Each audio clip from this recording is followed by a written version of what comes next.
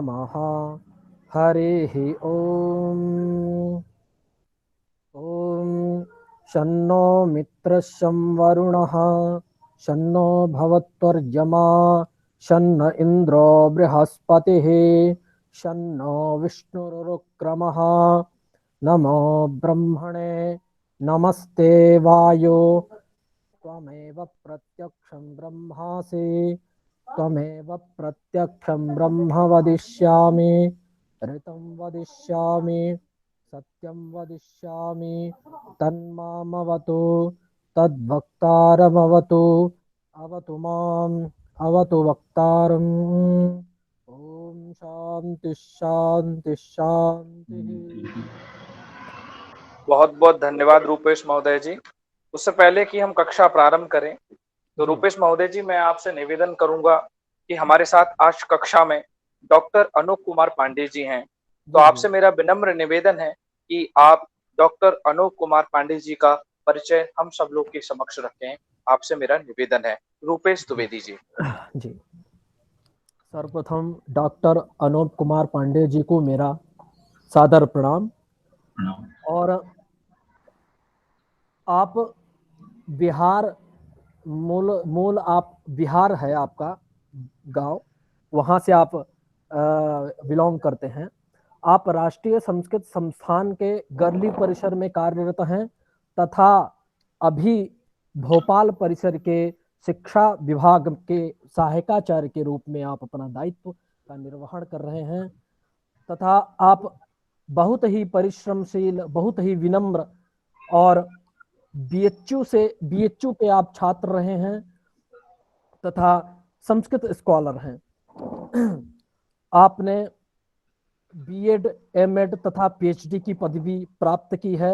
आपका साहित्य में तलस्पर्शी ज्ञान है तथा विगत वर्षों से आप मनोविज्ञान के बहुत अच्छे आचार्य रहे हैं, मनोविज्ञान पढ़ाते हैं और नेट के बारे में भी छात्रों को आप संबोधित करते हैं और उनका मार्गदर्शन करते हैं तथा आप जयपुर परिसर से आपने एमएड किया, लखनऊ से बीएड तथा बीएचयू से आपने स्नातक तथा स्नातकोत्तर पदवी प्राप्त की है।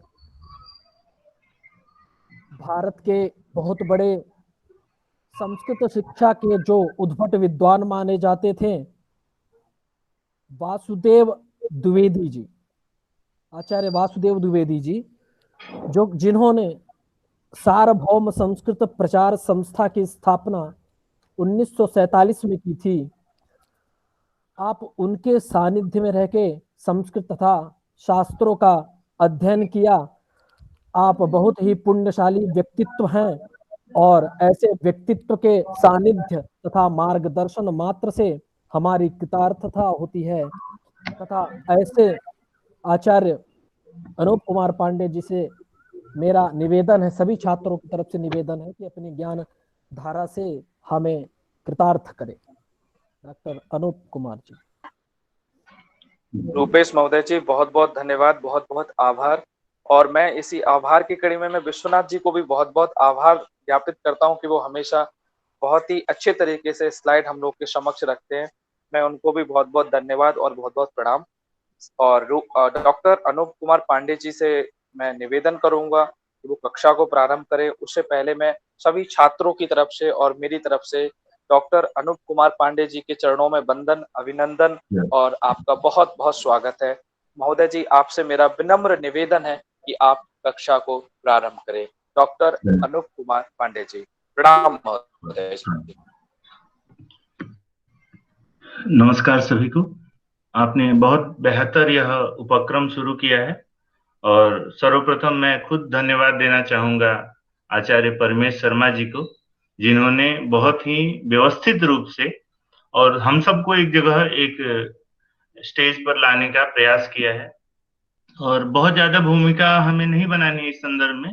आप पहले से परिचित हैं कि आप एनटीए द्वारा प्रायोजित ये प्रथम प्रश्न पत्र के विषय में, जो एनटीए का नेट का परीक्षा, इसके प्रथम प्रश्न पत्र के विषय में परिचर्चा कर रहे हैं। और अलग अलग विश्वविद्यालयों के अलग अलग विद्वानों ने आपके साथ समय समय पर अलग अलग अन्वितियों पर परिचर्चा किया है। और जैसा कि हमें निर्देश दिया गया है परमेश जी के द्वारा कि हमें अंतिम अन्विति जो है उच्च शिक्षा, ये स्लाइड यहाँ से हट गई है, आप चाहे उसको रखते तो हमें हेल्प मिलता। तो ये जो अंतिम अन्विति है उच्च शिक्षा व्यवस्था, यहाँ से हमें परिचर्चा प्रारंभ करनी है आपके साथ। उच्च शिक्षा व्यवस्था की जब हम परिचर्चा करते हैं, शुरुआत करते हैं, तो पहले यह समझ में नहीं आता है कि आखिर कहाँ से प्रश्न पूछा जाता है। आप देखे होंगे विगत वर्षों के कई प्रश्न पत्रों को, बीच बीच में कभी आपसे विश्वविद्यालय अनुदान आयोग की स्थापना पूछ दिया होगा या इसकी कार्यशैली, कभी एनसीटी का फुल फॉर्म पूछ दिया होगा, कभी आपसे अलग किसी शिक्षा आयोगों के विषय में चर्चा कर लिया होगा। तो कहने का यह मतलब है कि निश्चित इन्होंने निर्धारित सिर्फ इतना ही नहीं किया है कि इन इन बिंदुओं से प्रश्न पूछा जाए। फिर हमने सोचा कि अभी हमारे पास समय भी है और मैं स्वयं अपने YouTube चैनल पर एक पूरी श्रृंखला प्रस्तुत कर रहा हूँ, ये एनटीए के द्वारा सभी अन्वितियों को लेकर के, और उसमें अब तक 30-35 व्याख्यान उपलब्ध हैं। बाद में परमेश शर्मा जी आपको लिंक भेज देंगे, आप वहां से विस्तृत रूप से देख भी सकते हैं। और उसी श्रृंखला में हम इसको भी ले आते, अच्छा है पहले हम आज ही जुड़ गए हैं आपके साथ। और इसमें उच्च शिक्षा व्यवस्था को हमने दो भागों में बांटने का प्रयास किया है। पहला तो स्वतंत्रता से पूर्व की क्या स्थिति रही उच्च शिक्षा की, और स्वतंत्रता के बाद की क्या चल रही। तो देखिए, जो स्वतंत्रता से पूर्व की स्थिति रही है, वह चूंकि हमारे पाठ्यक्रम में हमेशा निर्धारित और प्रश्न कम आए हैं, इसलिए हम उसको बहुत शीघ्रता से आगे बढ़ेंगे और फिर जो निर्धारित बिंदु है उसके विषय में परिचर्चा करेंगे। सबसे पहले एक प्रश्न उठता है कि हमारे यहाँ उच्च शिक्षा व्यवस्था से प्रश्न पूछे जाएंगे। ये उच्च शिक्षा व्यवस्था है क्या, उच्च शिक्षा से आशय क्या है। यहाँ हमने एक बिंदु रखा, आपको दिखाई दे रहा होगा। उच्च शिक्षा का अर्थ है सामान्य रूप से सबको दी जाने वाली शिक्षा से ऊपर की शिक्षा या विशेष शिक्षा, या विषय विशेष में विशद या सूक्ष्म शिक्षा। अब यहाँ पर ये तीन पंक्तियां बहुत कुछ चीजें कह रही। एक तो सामान्य रूप से सबको दी जाने वाली शिक्षा क्या है। तो देखिए, एक तो शिक्षा का अधिकार है, कानून है, आप जानते होंगे। इस शिक्षा के अधिकार के कानून के तहत 6 वर्ष से 14 वर्ष तक के आयु वर्ग के सभी लोगों को सामान्य शिक्षा दी जानी है। दूसरा है इससे ऊपर की शिक्षा और विशेष विषय या विषयों में विशेष या विशद सूक्ष्म शिक्षा इत्यादि। यहां से ऊपर एक ब्रिज कोर्स होता है। सामान्य शिक्षा जो हो गई 14 वर्ष तक की, अमूमन 10वीं तक की शिक्षा इसमें आ जाती है। फिर एक ब्रिज कोर्स होता है। ब्रिज कोर्स को कहीं इंटरमीडिएट कहते हैं, कहीं इसको अलग अलग नामों से संबोधित किया जाता है, कहीं उच्चतर माध्यमिक कहा जाता है। और ये जिस समूह में हमें आगे विशेष शिक्षा ग्रहण करना है, उस समूह के एक योजक के तौर पर होता है। जैसे अगर कला वर्ग में हमें उच्च शिक्षा लेनी है, 10वीं तक हमने सब कुछ पढ़ा, तो हम अगर कला वर्ग से संबंधित विषयों को आधार बना करके और उच्चतर माध्यमिक में पढ़ेंगे, या फिर हमें अगर विज्ञान वर्ग में जाना है तो उसको आधार बना करके इस ब्रिज कोर्स में उच्चतर माध्यमिक में पढ़ेंगे, और अलग अलग समूहों में अगर कॉमर्स में जाना है तो उससे संबंधित। यहाँ से ये ब्रिज कोर्स है। ब्रिज कोर्स अर्थात अब तक आप 10वीं तक सभी विषयों को पढ़ रहे थे, आगे उच्च शिक्षा, ये जो विशेष शिक्षा है, विशद ज्ञान जिसका आपको प्राप्त करना है, या सूक्ष्म ज्ञान जिस चीज में अर्जित करना है, उस शिक्षा से जोड़ने के लिए एक ब्रिज के रूप में, एक सेतु पाठ्यक्रम के रूप में उच्चतर माध्यमिक शिक्षा आ गई। उसके बाद से अब जब आप उच्च शिक्षा में जाते हैं, और विशेष शिक्षा क्या है, तो सामान्यतः आपने स्नातक और स्नातक में प्रतिष्ठा, दो शब्द सुना होगा। स्नातक बीए, बीकॉम या बीएससी, जो कुछ भी आप कर लीजिए, और दूसरा आपने BA honours, BCom honours, BSc honours, Shastri honours, Shastri, ये 4 ही उपाधियां आपने सुनी होंगी। अब विशेष शिक्षा और विशेष, इसमें संभवतः आप अंतर जानते होंगे, फिर भी अत्यंत संक्षिप्त में हम चर्चा करते हुए आगे बढ़ रहे हैं। देखिए, स्नातक क्या होता है, जब हम किन्हीं 2-3 विषयों को, जिनको हम उच्चतर माध्यमिक स्तर पर अध्ययन किए थे, उन्हीं में से कोई विषय लेकर के 2-3 विषयों का 3 वर्षों तक विशेष अध्ययन करते हैं।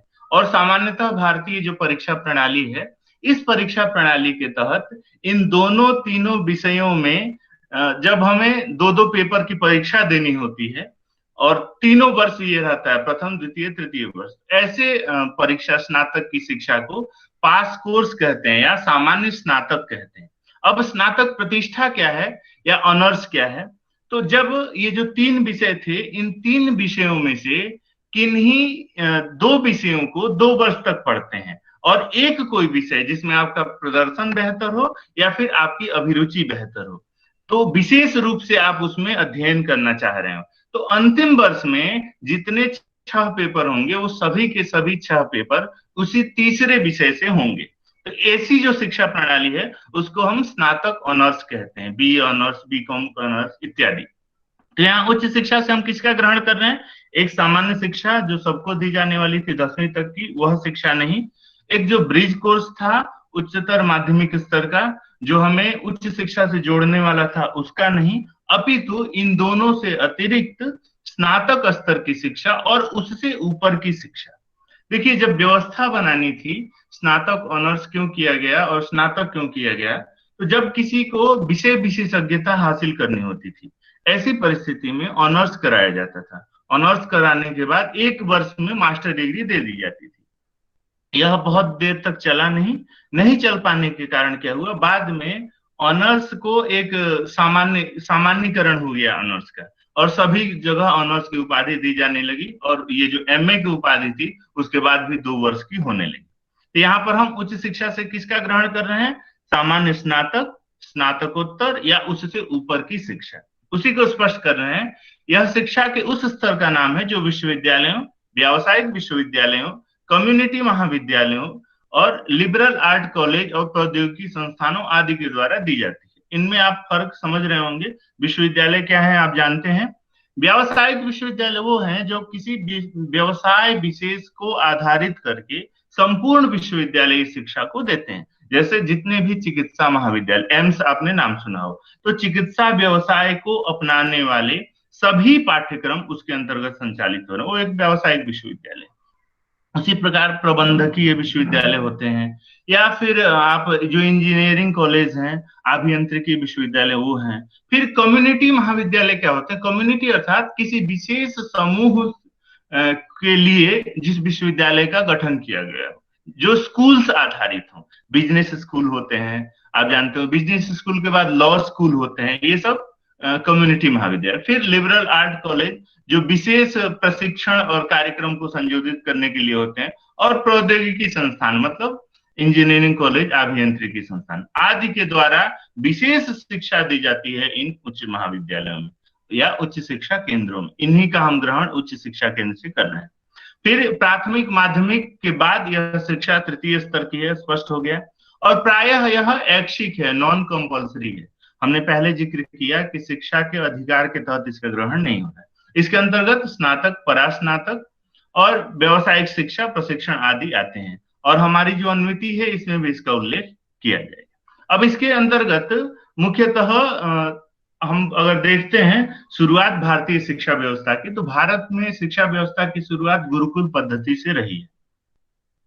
गुरुकुल पद्धति में जो शिक्षा व्यवस्था थी वो प्रायः गुरुकुलों में हुआ करती थी। बाद में महाविहार में परिवर्तन हुआ, जैसे जैसे समय परिवर्तित हुआ, तो फिर नालंदा, तक्षशिला महाविहारों को आप जानते होंगे, इनमें आया। फिर बौद्ध शिक्षा प्रणाली शुरू हुई, फिर शासन प्रणाली बदली, और भारत में यवन शासकों का काल रहा। इस काल में फिर यवन शासकों के द्वारा जो शिक्षा व्यवस्था प्रचलित हुई उसको मुस्लिम शिक्षा के नाम से जाना जाता है। फिर परिवर्तन हुआ, परिवर्तन के बाद से आंग्ल शासकों का समय आता है, ईस्ट इंडिया कंपनी आती है, और तब से शिक्षा व्यवस्था की जो उन्होंने धुरी स्थापित की, जो आधार रखा, वही आधार कमोबेश कुछ परिवर्तन के साथ आज भी भारत में विद्यमान है।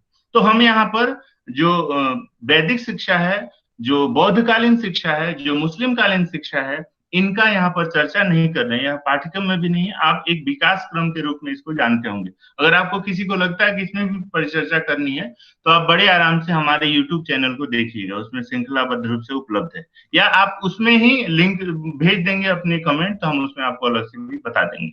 यहाँ पर आपके विषय में ही सीधे हम प्रवेश करते हैं। तो अब हम शुरू करते हैं उच्च शिक्षा से में जो भी एक्ट बने हैं, क्रियाकलाप बना है, इसके बारे में। ये अगली स्लाइड आ जाएगी जी। तो अब देखिए, भारत में ईस्ट इंडिया कंपनी 16वीं शताब्दी से लेकर 17वीं शताब्दी तक धीरे धीरे अपना पूरा वर्चस्व स्थापित कर दी। कंपनी को शासन का अधिकार मिल गया। शासन के अधिकार के बाद धीरे धीरे इन्होंने यह देखा कि भारतीय जो लोग हैं, इनके शिक्षा दीक्षा की अगर हम व्यवस्था नहीं करते हैं तो फिर हमारी भाषा को ये क्या समझेंगे और हमारे क्रियाकलाप को समझेंगे कैसे। इसलिए उन्होंने धीरे धीरे भारतीय लोगों की मांग पर, और अब मुख्य उनका ध्येय था अपना संप्रेषण, अपने जो आवश्यकताएं हैं उन आवश्यकताओं की पूर्ति कराने के लिए लोगों तक अपनी बात को पहुंचा पाना, और उसके लिए उनको तथाकथित उच्च शिक्षित लोगों की भी आवश्यकता थी। उस क्रम में इन्होंने 1781 में बंगाल में जो तत्कालीन गवर्नर थे वारेन हेस्टिंग, इन्होंने कलकत्ता मदरसा की स्थापना कराई। उस समय उनकी आवश्यकता भी थी, वहां के लोगों की मांग थी, मांग के आधार पर उन्होंने रख दिया। फिर उससे 10 साल के बाद सीधे 91 में बनारस में यहाँ के जो बनारस रेजिमेंट के रेजिमेंट थे बनारस राज्य के, जोनाथन डंकन, इन्होंने बनारस संस्कृत कॉलेज की स्थापना की। ये आपको कॉलेज स्पष्ट दिखाई नहीं, कॉलेज ही लिखा हुआ है। फिर 1800 ईस्वी में लॉर्ड वेलेस्ली ने कलकत्ता में फोर्ट विलियम कॉलेज की स्थापना की। ये भारत में एक व्यवस्थित शिक्षा प्रणाली को स्थापित करने का प्रयास अंग्रेजी शासन पद्धति के द्वारा किया गया है। 1781, 1791 और 1800, 10-10 वर्ष का फर्क आ रहा है, आपको बड़े आराम से याद हो जाएगा। देखिए, इसको आप शासन प्रणाली के आधार पर जोड़ लीजिए, आपको स्पष्टतः ध्यान रहेगा। सिर्फ पहले पहले मदरसे की स्थापना, कलकत्ता में किन लोगों की अधिकता है जनसंख्या के आधार पर आप देखेंगे तो आपको लग जाएगा कि मदरसा हमेशा कलकत्ता में होगा। दूसरा, बनारस में आबादी के आधार पर बनारस संस्कृत कॉलेज की स्थापना, और फिर कलकत्ता में ही, चूंकि भारत की पहले राजधानी थी, शासन का केंद्र हुआ करता था कलकत्ता, इसलिए उन्होंने अपने लोगों की शिक्षा के लिए ये फोर्ट विलियम कॉलेज की भी स्थापना कर ली। इसके बाद से अगली स्लाइड। अब जो ये 18वीं शताब्दी तक का ये समय हुआ, 18वीं शताब्दी शुरू हुई।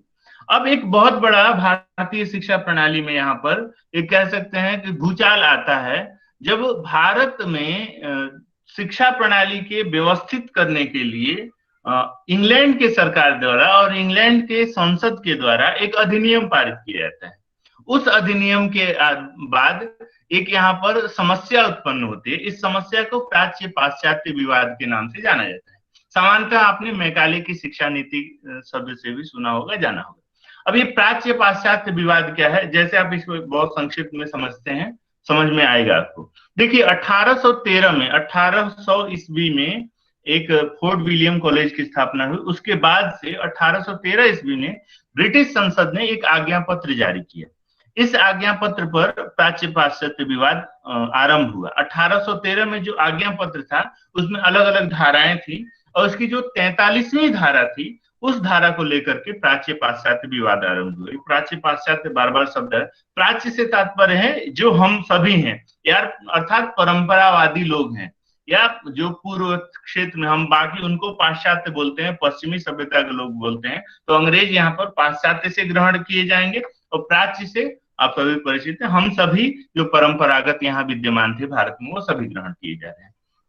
इसमें जो आज्ञा पत्र था 1813 का, इसका प्रत्येक 20 वर्षों में ब्रिटिश संसद में नवीनीकरण होता। नवीनीकरण अर्थात इसका संशोधन किया जाता था, देखा जाता था क्या कमियां हैं, खाई हैं, उसको फिर सही किया जाता था। जो 1813 में बना था यह आज्ञा पत्र, इसमें उस समय भारतीय शिक्षा और साहित्य पर 1 लाख रुपए खर्च करने का लक्ष्य रखा गया। 1 लाख रुपए की भारतीय शिक्षा पर, भारतीय साहित्य पर अब 1 लाख रुपए प्रति वर्ष खर्च किया जाएगा, ऐसा इनका लक्ष्य था। 1833 में इसको 10 लाख रुपए कर दिया गया, अर्थात 20 वर्ष के बाद, 13 के बाद 1833 में 20 लाख रुपए कर दिया। 3 चीजें सिर्फ आपको ध्यान रखनी है। एक तो 1813 में ब्रिटिश आज्ञा ये जो संसद में लागू हुआ, इसकी 43वीं धारा को लेकर विवाद हुआ। 1833 में इसका पुनरावृत्ति हुआ और नवीन संस्करण में 1 लाख से बढ़ा करके 10 लाख रुपए कर दिया गया। फिर 10 जून 1834 को लॉर्ड मैकाले गवर्नर जनरल की काउंसिल में कानूनी सदस्य बनकर आया। लॉर्ड मैकाले लिखा हुआ है, ये कुछ फॉन्ट की मिस्टेक की वजह से ऐसा दिखाई दे रहा है। 10 जून 1834 को। आपका शिक्षा में या शिक्षा इतिहास में इंटरेस्ट होगा तो आप डेट याद रखिएगा, नहीं तो मुख्य बातें ध्यान रखिए। लॉर्ड मैकाले गवर्नर जनरल की काउंसिल में कानूनी सदस्य बन करके आया। कानूनी सदस्य क्या करता था, जो आज्ञा पत्र की धाराएं थी, जो अनुच्छेद थे, इनकी व्याख्या करता था। उसी व्याख्या को करने के लिए बुलाया गया इसको लॉर्ड मैकाले। और इसने 2 फरवरी 1835 ईस्वी को लॉर्ड मैकाले ने अपना विवरण पत्र दे दिया, अर्थात पूरा वो बातचीत करके समझ करके बताया कि 2 फरवरी को रिपोर्ट दे दिया कि इस आज्ञा पत्र में जो लिखा गया है कि भारतीय शिक्षा और भारतीय साहित्य पर 1 लाख रुपए खर्च करने हैं, जो कि 1833 में 20 वर्षों के बाद 10 लाख रुपए हो गए हैं, इनको कहां पर खर्च किया जाएगा, अर्थात भारतीय साहित्य से क्या ग्रहण किया जाएगा, भारतीय शिक्षा से क्या ग्रहण किया जाएगा। इसमें एक लंबा प्रकरण है, आपने सुना होगा। उसने भारतीय शिक्षा की और भारतीय परंपरागत शिक्षा व्यवस्था की, जो संस्कृत और पाली प्राकृत इत्यादि हैं, या तत्काल में जो प्रचलित था यवन शासकों के द्वारा चलाया गया अरबिक फारसी जो था, उन सब का बहुत भी घोर विरोध किया और कहा कि इन पर खर्च करने के बजाय अंग्रेजी साहित्य पर खर्च किया जाना चाहिए। अपने रिपोर्ट में उसने लिखा था। और उसके रिपोर्ट को 7 मार्च 1835 को लॉर्ड विलियम बेंटिक, उस समय भारत का गवर्नर जनरल हुआ करता था, भारत का वायसराय था, उसने जो है उसके पक्ष में अपने नीतियों को घोषित कर दिया। कब? 7 मार्च 1835 को। और इसी घोषणा के साथ साथ प्राच्य पाश्चात्य विवाद खत्म हो जाता है। देखिए, प्राच्य पाश्चात्य विवाद से क्या तात्पर्य था, जो 1 लाख रुपए 1813 ईस्वी में ब्रिटिश संसद के द्वारा खर्च करने के लिए निर्धारित किया गया, वो 1 लाख रुपए कहां पर खर्च किया जाएगा। उसमें प्राच्यवादी अर्थात जो भारतीय साहित्य, भारतीय सभ्यता, भारतीय जो ज्ञान परंपरा के समर्थक थे वो प्राच्यवादी थे, जो पाश्चात्य ज्ञान परंपरा के अंग्रेजी साहित्य के समर्थक थे वो पाश्चात्यवादी थे। इन दोनों में विवाद होता है। विवाद में मुख्य रूप से देखा जाता है कि यह धन भारतीय साहित्य अर्थात संस्कृत साहित्य, भारतीय विद्वान अर्थात संस्कृत के विद्वान, और जो भारत में यवन शासकों के द्वारा लाई गई जो शिक्षा पद्धति थी, अरबिक फारसी उसमें परिचित थी, उसका ग्रहण किया जाए, या फिर पाश्चात्य अर्थात अंग्रेजों के द्वारा लाई गई अंग्रेजी शिक्षा व्यवस्था का ग्रहण किया जाए। इन 2 पक्षों के आधार पर जब ये विवाद हुआ तो इसको प्राच्य पाश्चात्य विवाद नाम दिया गया। और 34 में आता है लॉर्ड मैकाले, 35 में 2 फरवरी को उसने अपना रिपोर्ट दे दिया। आप एक चीज और ध्यान रखिए, कुछ लेखकों ने, इतिहासवेत्ताओं ने 8 फरवरी दिनांक भी लिखा है। आप कंफ्यूज नहीं होंगे, 2 फरवरी का ही डेट अधिकतर प्रामाणिक मिलता है कि मैकाले ने अपना विवरण पत्र गवर्नर जनरल के सामने 2 फरवरी 1835 को प्रस्तुत किया था। तो ये प्रस्तुत कर देता है, और जब प्रस्तुत कर देता है तो चूंकि वो कानूनी सदस्य है, और 7 मार्च 1835 को लॉर्ड विलियम बेंटिक ने मैकाले के पक्ष में अर्थात अंग्रेजी शिक्षा के पक्ष में अपनी नीतियों की घोषणा कर देता है। इस नीतियों की घोषणा के साथ ही प्राच्य पाश्चात्य विवाद खत्म हो जाता है। तो हम शुरू किए थे 1781 से, अब पहुंच चुके हैं 1835 तक। इससे आगे चलते हैं, नेक्स्ट स्लाइड। उसके बाद आता है वुड का घोषणा पत्र। ये चार्ल्स वुड थे, सर की उपाधि इनको मिली थी, सर चार्ल्स वुड। ये अंग्रेजी शिक्षा का प्रचार करने के लिए, मुख्यतः प्राथमिक शिक्षा में भाषाई शिक्षा पर जोर देने के लिए, और 19 जुलाई 1854 को तत्कालीन गवर्नर जनरल लॉर्ड डलहौजी को एक पत्र लिखा। उस समय भारत के गवर्नर जनरल हुआ करते थे लॉर्ड डलहौजी, और इनको इन्होंने एक पत्र लिखा 19 जुलाई 1854 को। और उस पत्र में यह लिखा कि भारत में अंग्रेजी शिक्षा का प्रचार प्रसार करना है तो उच्च स्तर पर किया जाए, और हमेशा प्राथमिक स्तर पर यहाँ के जो भाषा, प्रांतीय भाषा और मातृभाषा है, उन्हीं मातृभाषा में, प्रांतीय भाषा में शिक्षा दी जाए। और इस पक्ष को लेकर के जो पत्र लिखा, उसी को वुड का घोषणा पत्र कहा जाता है। और इसमें किसको लिखा था पत्र? गवर्नर जनरल लॉर्ड डलहौजी को लिखा था कि भारत में ऐसी शिक्षा व्यवस्था प्रचारित किया जाए जिसमें उच्च स्तर पर महिलाओं की शिक्षा पर जोर दिया जाए, उच्च स्तर पर अंग्रेजी शिक्षा पर जोर दिया जाए, वहीं पर प्राथमिक स्तर पर प्रांतीय भाषा और मातृभाषा की शिक्षा पर जोर दिया जाए। और ये 19 जुलाई 1854 को आया था। यह सीधे पूछ देता है प्रश्न कि वुड का घोषणा पत्र कब आया था। आप ध्यान रखेंगे, अधिकतम सिर्फ सत्र ये पूछा है किस सन में आया था। तो लेकिन आप आगे का भी ध्यान रखेंगे। और इसमें विशेष रूप से क्या कहा, प्राथमिक विद्यालयों की शिक्षा मातृभाषा में होनी चाहिए, वहीं उच्च शिक्षा यानी विश्वविद्यालय शिक्षा का माध्यम अंग्रेजी भाषा होनी चाहिए। और इसी पत्र को वुड का घोषणा पत्र कहते हैं। ठीक है, आगे बढ़ते हैं, नेक्स्ट स्लाइड। उसके बाद एक भारतीय शिक्षा आयोग आया था। अभी हम जो भी परिचर्चा कर रहे हैं वो स्वतंत्रता से पूर्व की कर रहे हैं, आप स्पष्ट रखिए। स्वतंत्र भारत के बाद जो भारत में जो भी आयोग आए हैं उस पर हम कोई अभी चर्चा नहीं कर रहे हैं, तो अभी हम पूर्व की चर्चा कर रहे हैं। तो हंटर कमीशन इसको कहते हैं, हंटर आयोग कहते हैं, और इसका नाम था दरअसल भारतीय शिक्षा आयोग। लॉर्ड रिपन थे, लॉर्ड रिपन ने 3 फरवरी 1882 को भारतीय शिक्षा आयोग का गठन किया। इसमें 20 सदस्य थे, जिसमें 7 भारतीय भी थे, और सर विलियम हंटर जो है इसके नेतृत्व करता थे इस आयोग के, और इनके नेतृत्व में गठित होने के कारण ही भारतीय शिक्षा आयोग को हंटर आयोग के नाम से जाना जाता है, हंटर कमीशन के नाम से जाना जाता है। इसका मुख्य कार्य क्या था, शिक्षा आयोग से तात्पर्य है कि प्राथमिक, माध्यमिक, या उस समय माध्यमिक शिक्षा अलग से नहीं संबोधित की जाती थी, स्थानीय प्रांतीय भाषा के आधार पर उनकी प्राथमिक शिक्षा और आगे की अंग्रेजी शिक्षा, यही 2 प्रणालियां हुआ करती थी। तब उनका यह तो संपूर्ण शिक्षा व्यवस्था पर अपना परामर्श देने के लिए, शिक्षा व्यवस्था को व्यवस्थित करने के लिए क्या सुझाव हो सकते हैं, क्या परिवर्तन किया जाए, इसके लिए इस भारतीय शिक्षा आयोग का गठन किया गया था। और सर विलियम हंटर, ध्यान रखेंगे, इनके नेतृत्व में गठित होने के कारण इसको हंटर आयोग कहते हैं। इसका गठन 3 फरवरी 1882 को हुआ था। ठीक है, नेक्स्ट स्लाइड।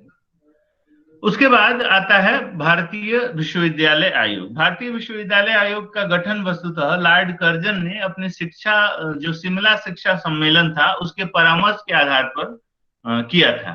तो ये शिमला का जो शिक्षा सम्मेलन हुआ था वो लॉर्ड कर्जन के नेतृत्व में 1901 ईस्वी में हुआ था, और इस सम्मेलन के जो परामर्श थे उन परामर्शों के आधार पर 27 जनवरी 1902 को लॉर्ड कर्जन ने भारतीय विश्वविद्यालय आयोग का गठन किया।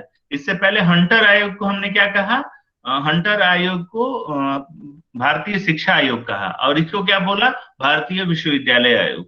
दोनों मुख्य अंतर क्या है, भारतीय शिक्षा आयोग भारत में प्रचलित संपूर्ण शिक्षा व्यवस्था को संबंधित अभिमत देने के लिए बनाया गया था, परामर्श देने के लिए। वहीं पर भारतीय विश्वविद्यालय आयोग जो था वो विश्वविद्यालयीय शिक्षा से संबंधित परामर्श देने के लिए, विश्वविद्यालयीय शिक्षा पर कार्य करने के लिए और इसमें सुधार के लिए क्या उनके अभिमत है इसको जानने के लिए भारतीय विश्वविद्यालय आयोग का गठन किया गया था। और 11 मार्च 1902 को लॉर्ड कर्जन ने अपनी शिक्षा नीति को, लॉर्ड कर्जन उस समय तक आया और सरकारी प्रस्ताव के रूप में उसको प्रकाशित कर दिया कि 1902 में जनवरी में लॉर्ड कर्जन ने भारतीय विश्वविद्यालय आयोग का गठन किया, और 11 मार्च 1902 को जो भी परामर्श प्राप्त हुए उन परामर्शों को एक शिक्षा नीति के तौर पे भारत में लागू करा दिया, प्रकाशित करा दिया। Next slide. Hello sir. Hello sir. Sir ये 1901 में इन्होंने प्रस्ताव रखा और 1902 में लागू कर दिया। 1901 में नहीं, एक शिमला शिक्षा हुआ था, शिमला शिक्षा सम्मेलन में ऐसा लोगों का परामर्श था कि एक भारतीय विश्वविद्यालय आयोग का गठन किया जाए। इस परामर्श के आधार पे 27 जनवरी परामर्श रखा गया था 1901 में। 1901 परामर्श रखा गया था 1901। शिमला शिक्षा सम्मेलन हुआ था 1901 में, राइट? अच्छा। उसमें परिचर्चा हुई थी कि भारतीय विश्वविद्यालय शिक्षा के लिए एक आयोग बनाया जाए 1901 में, ठीक है। अब 27 जनवरी 1902 को भारतीय विश्वविद्यालय आयोग का गठन हुआ फर्स्ट, और 11 मार्च को जो इस आयोग का प्रतिवेदन था उसके आधार पर शिक्षा नीति को प्रकाशित कर दी गई। ठीक है, आपके जो कंफ्यूजन हो रहे हैं आप एक बार नोट करके रखें, लास्ट में हम थोड़ा सा समय निकालेंगे आपके साथ परिचर्चा करने की। एक तरफा ये हो रहा है, एक बार हम अपनी बातें कह लेते हैं, आप नोट करते रहें, फिर हम आगे उसकी चर्चा कर लेंगे, आपके साथ भी विचार विमर्श करेंगे। फिर कलकत्ता विश्वविद्यालय आयोग, यह सैडलर कमीशन के नाम से भी जाना जाता है। 14 सितंबर 1917 को लीड्स विश्वविद्यालय के कुलपति थे सर माइकल सैडलर। इनकी अध्यक्षता में कलकत्ता विश्वविद्यालय आयोग का गठन किया गया था और 1919 में इसने अपना प्रतिवेदन दिया। नाम से ही स्पष्ट है, कलकत्ता विश्वविद्यालय आयोग अर्थात कलकत्ता विश्वविद्यालय जो तत्काल में था उसमें क्या सुधार किया जाए, उसके विभागों को कैसे व्यवस्थित किया जाए, उसके क्रियाकलाप और कार्यशैली को कैसे उत्कृष्ट बनाया जाए, इन सभी उद्देश्यों की पूर्ति के लिए कलकत्ता विश्वविद्यालय आयोग का निर्माण किया गया था। सर माइकल सैडलर उस समय लीड्स विश्वविद्यालय के वाइस चांसलर थे। इनके अध्यक्षता में गठित होने के कारण इसको सैडलर कमीशन 1917 से लेकर 1919 तक ये था और सैडलर कमीशन 1917 से 1919 के बीच में यह नाम दिया गया और 1919 में इसने अपना प्रतिवेदन रखा था। Next slide. फिर एक हर्टांग समिति को साइमन कमीशन के नाम से भी जाना जाता है। 8 नवंबर 1927 को सर फिलिप हर्टांग थे, इनकी अध्यक्षता में साइमन कमीशन का गठन किया गया था।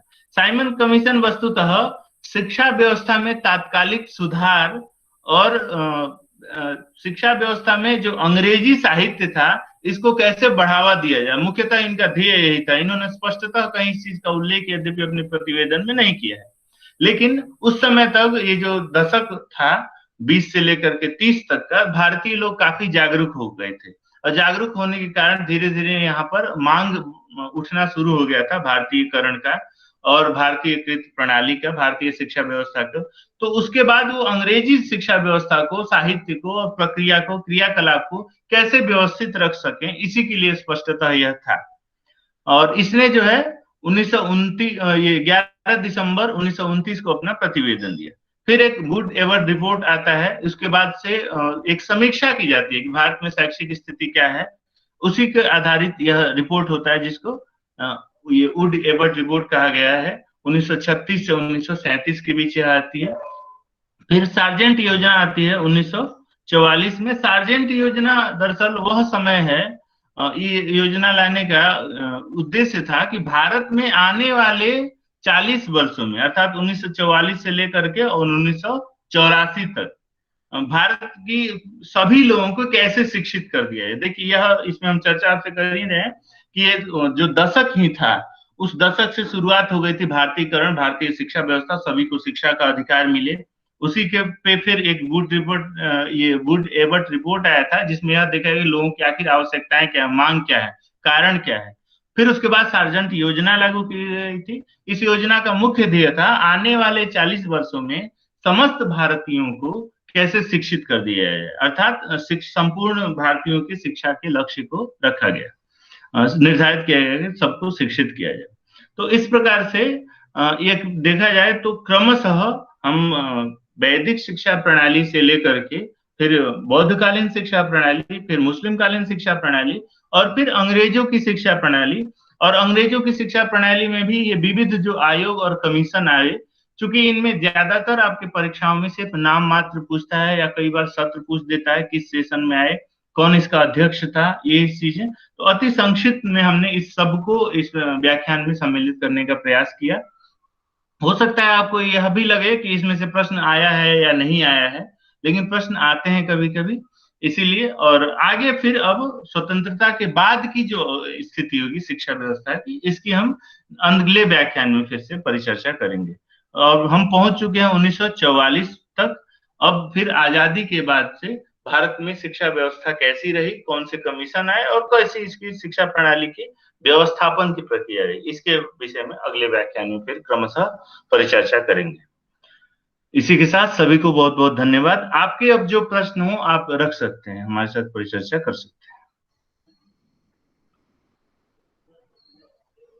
हैं। और आप जिनके भी प्रश्न हो वो एक एक करके प्रश्न पूछ सकता है महोदय जी से।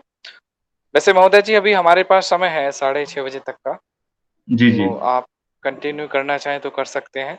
बाकी किसी छात्रों के किसी के भी कोई भी प्रश्न आ रहा हो मन में तो वो एक एक करके अपना माइक अनम्यूट करके वो पूछ सकते हैं। एक तरफा ही ना हो, हम ही सिर्फ ना बोले, आपके भी इसमें आ जाए, आप पूछ सकते हैं।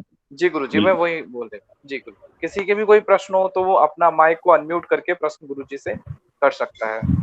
प्रणाम सर। सर मुझे कोई प्रश्न नहीं है, आपने जो भी पढ़ाया वो बहुत अच्छा है, कोई कंफ्यूजन नहीं है इसमें। लेकिन जो स्वतंत्रता के बाद वाला टॉपिक भी मतलब थोड़ा सा हो जाता है इसी प्रकार, तो बहुत लाभ होता हमें। जी, हम बिल्कुल ये क्रमशः कर रहे हैं। अगले व्याख्यान में शायद कल फिर अगला चर्चा करेंगे। और एक और मैं बता दूंगा अभी परमेश जी को, वो लिंक आपको भेज देंगे, और बिना लिंक के आप डॉक्टर अनूप कुमार पांडे यूट्यूब पर सर्च करेंगे तो ये प्रथम प्रश्न पत्र के श्रृंखलाबद्ध सभी व्याख्यान उपलब्ध हैं, सभी अनुवृत्तियों के। आप वहां से भी देख सकते हैं। और वैकल्पिक रूप से वहां पर आप अगर आपके प्रश्न है वहां लिख देंगे तो हम उसका उत्तर वहां एक व्याख्यान के थ्रू ही दे देंगे। और आपके प्रकरण में कल इसके बारे में चर्चा करेंगे, स्वतंत्रता के बाद वाले। जी धन्यवाद। सर प्रतिवेदन का मतलब बता दीजिए एक बार। जी, प्रतिवेदन प्रतिवेदन रिपोर्ट को हिंदी में प्रतिवेदन कहते हैं। रिपोर्ट को हिंदी में प्रतिवेदन कहते हैं। Okay sir. जी सर, प्राच्यवादी और पाश्चात्यवादी में क्या अंतर है? देखिए, प्राच्य हम अपने आप को आपने सुना होगा कि हम पश्चिमी सभ्यता के लोग कहते हैं। भारत में जो भी इस समय अव्यवस्था हो रही है पश्चिमी लोगों की देन, पश्चिमी अर्थात पश्चिम देशों से आए हुए लोग, वो लोग पाश्चात्य हैं। और हम अपने आप को पूर्वी क्षेत्र के मानते हैं, तो हम प्राच्य हैं। प्राच्य का यहाँ पर दो, एक तो पूर्वी क्षेत्र से और दूसरा हम परंपरागत